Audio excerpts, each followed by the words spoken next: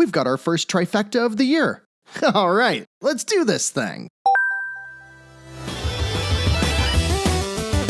Greetings, citizens! I'm Jeff, and thanks for tuning in to Nindie Nation episode 172. We've got a dozen exciting new releases to check out, all of which are hitting the eShop through January 15th, and things are looking much better than they were last week. Let me know down in the comments what stands out to you, and we'll try to add it to next week's Nindies at Night stream. We've got a bunch of content coming soon, with something for those of you who love Vampire Survivors, and then next week our big Top 10 Nindies of 2022. So be sure to subscribe, hit the like button, and share Nindie Nation with others. With this being one of the biggest episodes since we changed up the format a couple months back, we've got a lot to cover, so let's get into it. These are the 12 new notable Nindies hitting the Nintendo Switch through Sunday, January 15th.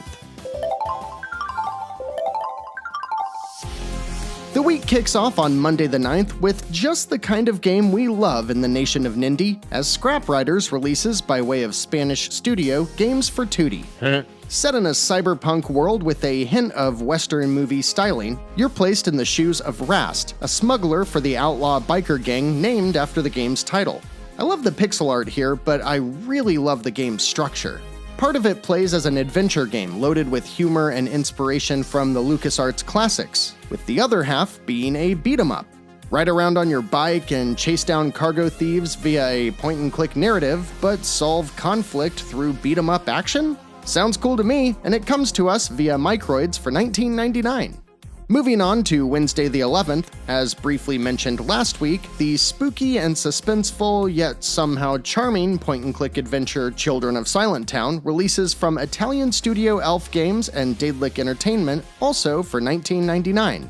This is an adventure for those of you who love suspense and a tinge of psychological spookiness. Lucy has grown up in a town on the edge of a forest where people commonly disappear, and they fall asleep every night to the sounds of monsters roaring in the forest nearby.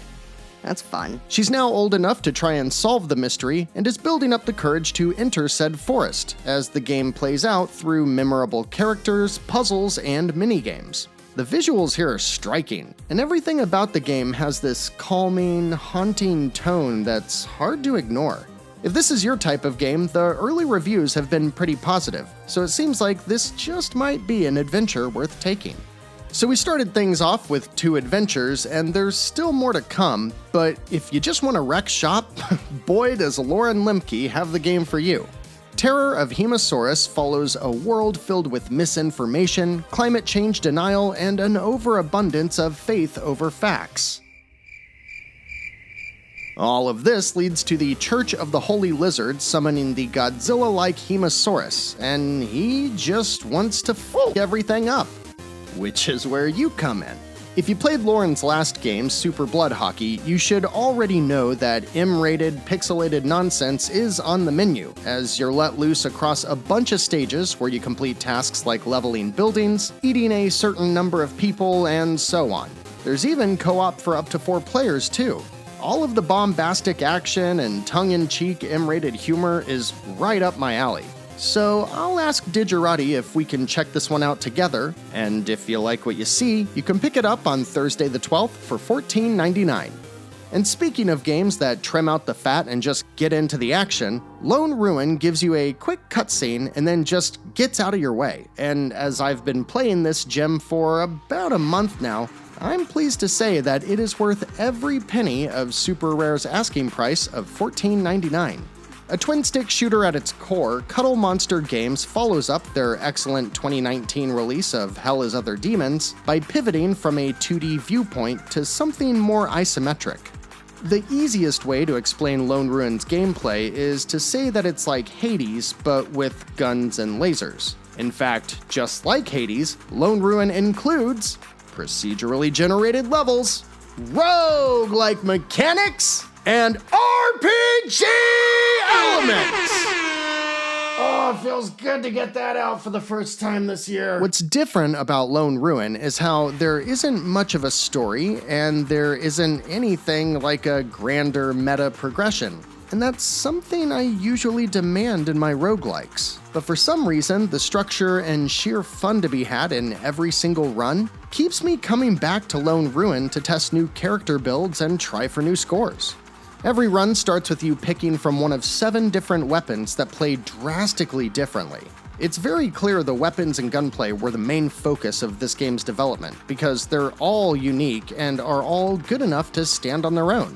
You've got a sword, twin Uzis, a railgun, a grenade launcher. I mean, that's not what they're called, but that's essentially what they are. And at the start of each run, 3 of the weapons will have a random upgrade, encouraging you to keep mixing things up.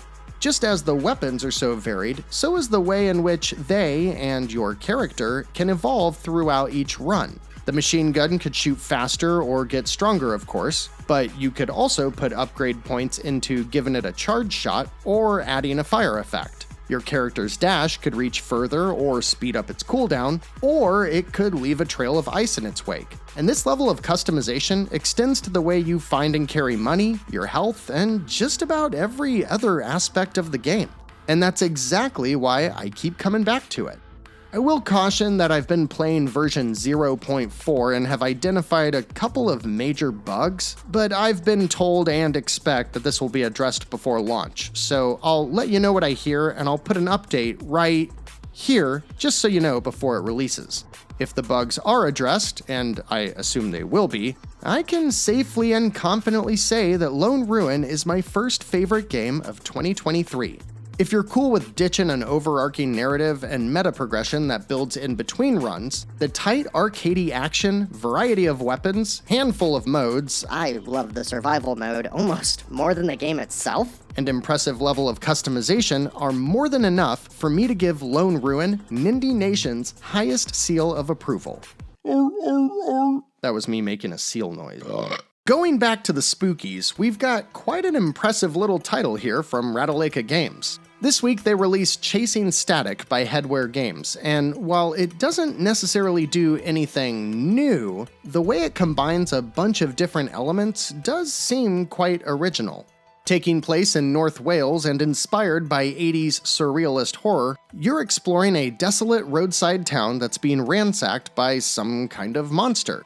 Set to lo-fi PS1-style visuals and full voice acting throughout, the town is open-ended so you can explore as you please. The monster you're tracking, though, cannot be seen, so you have to use this little sound wave device thingy to track it down. The way that all of these different elements regarding the exploration, the pacing, visuals, and the type of horror genre itself all work together make Chasing Static look like it could be pretty cool. If you happen to be interested, you can pick it up on Thursday for $14.99. And let me know if you do. I want to know what you think. And then the fine folks at East Asia Soft, hot off the heels of their Nintendo Direct-like presentation this week, bring to the Switch Burrow of the Fallen Bear, a gay furry visual novel. Leave it alone, Jeff. This is not the time. Just be prepared if you decide to dive in, because I have a feeling that with this title being M-rated, you're likely to see a bear bro fuck another in the before its raging just swings around like a bunch of bear-shaped jumbo sausages in front of the other bear who's just fucking himself with a gigantic bear-shaped right in front of the third bear's while he fucks with his and it all culminates with a big old furry bear fest. Thank you, Mario. I mean, I think that's what it is. The title kind of says it all. Mamma mia! And all I can say about this latest 3D collectathon platformer by Farmind Games and Ultimate Games is that for $4.49, traversing around a surreal, low-poly world looks like it could be fun if you already happen to dig this sort of game. But I don't know, I just really hoping that it has nothing to do with our last game, because this one's called Back to Brother. and that could be something completely different. And maybe this one is more of an FYI, but Digital Crafter, the team behind Fight of Gods, the game where you can make Gandhi murder Santa Claus and Jesus murder Zeus with a cross, released their next game, Fight of Steel Infinity Warrior. I don't think this looks good at all, but I do know some people who claim Fight of Gods, or its follow-up Fight of Animals, have merit beyond their ridiculous premise. I'm just not versed enough in fighting games to weigh in with any semblance of authority. But if you happen to enjoy those games and want to see more of that engine, but with characters that are like Power Rangers, you can check out Fight of Steel for $12.74. Godspeed. However, last up on Thursday the 12th is absolutely a category where I can speak with authority: the 16-bit action throwbacks. Oh man, I might actually be more excited for this one than Lone Ruin. It's a toss-up. Joy Masher, based in Brazil, has already done a great job with their Ninja Gaiden throwback Oniken and Castlevania throwback Odalis. And then a few years ago, they were just like, hey, what if we did 16-bit Contra? And knocked it out of the park with Blazing Chrome. This year they're back at it again with a game that, I don't know, kind of looks like a mixture of Ghouls and Ghosts, Contra, Castlevania, and maybe Mega Man, but all of them from their respective 16-bit iterations. All I know about Vengeful Guardian Moonrider is it looks rad as hell, my dudes. Okay, so evil totalitarian state creates superhuman robot ninja to keep citizens in check, right? Well, superhuman robot ninja becomes sentient or something and is like, Well, yeah, that. and goes on a quest across 8 stages to just murder everything responsible for its existence. There's demons, explosions all over the damn place, robots on motorcycles, precision platforming, explosions, and just a load of chrome, lasers, and lots of explosions. Add in various upgrades and abilities that you can find throughout your robotic death tour, and, well, Joy Masher hasn't missed yet, so at $16.99, sign me up for 16-bit Cyber Robot Ninja Revenge action. Sounds like a Kojima game. When Vengeful Guardian Moonrider rounds out the big Thursday drop. On Friday the 13th, 3 games released that you might want to check out, the first of which is Dusk 82, and this is a pretty neat idea. Last year, David Szymanski released Dusk, a super spooky shooter modeled after early 3D PC games like Quake and Heretic. Since then, I guess, he's been toiling away on an 8-bit demake of the same game as if it were released on PCs in 1982? Like a Commodore or maybe the first Amiga or something like that. You've certainly got to be of a certain age or just really into games from this era to dig it. But hey, a developer demaking their own game is kind of an awesome idea. If you feel the same, Dusk 82 is available via publisher New Blood for $4.99. Hey, you like The Witness? 'Cause Sticky Stone Studio sure does, and they're channeling all of that first-person puzzle-solving in a serene world energy with Memora, which drops for $19.99. The desolate world's only inhabitants are broken-down machines which can provide clues to the environmental puzzles you'll be solving in order to uncover the mystery of whatever happened in this world. While researching this game, I realized that The Witness actually never made its way to the Switch, which is weird. It's just one of those games that you would assume would already be on the platform, but it isn't. So if you've always wanted to play The Witness, or you already love The Witness and just want something like that on the go, Memora seems like just the thing for you. Finally this week, we've got a game that is not only clever, but it has a clever, punny name. And I'm all about that, so let's see what Nescape is all about. Oh wait, there's an exclamation point. So let's see what Nescape is all about. If it wasn't clear by the name, you've got visuals and gameplay mechanics built within the confines of the NES hardware, specifically recalling games like Maniac Mansion with a nearly identical interface. In this game, though, you're racing against the clock to escape an evolving room. The developer, Con Games, actually kickstarted this game a few years ago and then released the game for the NES, like the real NES, in 2019. And it seems like most of the people who backed it really enjoyed the end result. Not everyone has an original NES laying around though, so it's nice to see it release on Nintendo's modern-day platform. Teaming up with publisher 8-Bit Legit, Ooh, that's another good name. the game's available on Friday the 13th, wrapping up the week's releases with a perfectly reasonable price of $9.99. See, I told you last week things were gonna start picking up, and even if this dirty dozen doesn't do it for you, games like Vengeful Guardian and Lone Ruin should keep quite a few of your Joy-Cons synced. Head down to the comments and let me know what stands out to you this week, and join us on Discord if you just want to get really nerdy about all things Nindie. I'll be traveling for work this week, so we won't have a Nindies at Night on Thursday, but I'm really hoping to have our Vampire Survivors video out by time you see this, so go check it out if you haven't already. And I'm trucking along with the Game of the Year video and expect to see that one release next week. Speaking of next week, we've got some new puzzle games, A zany multiplayer party game with a gimmick! and 2 twin-stick shooters that look pretty cool, with Void Prison being a cheap, minimalistic top-down affair, and Never Awake with its crazy hand-drawn art style and loads of RPG flair.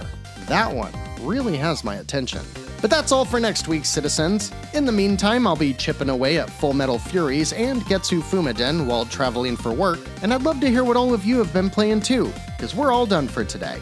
Thanks for watching, citizens, and please don't forget to share this video with others so that we can continue to grow in 2023. Until next week, I'm Jeff. This has been Nindie Nation episode 172, and remember, no matter what type of game you're looking for, Nindie Nation will be right here to help you find just the thing to keep your Joy-Cons synced.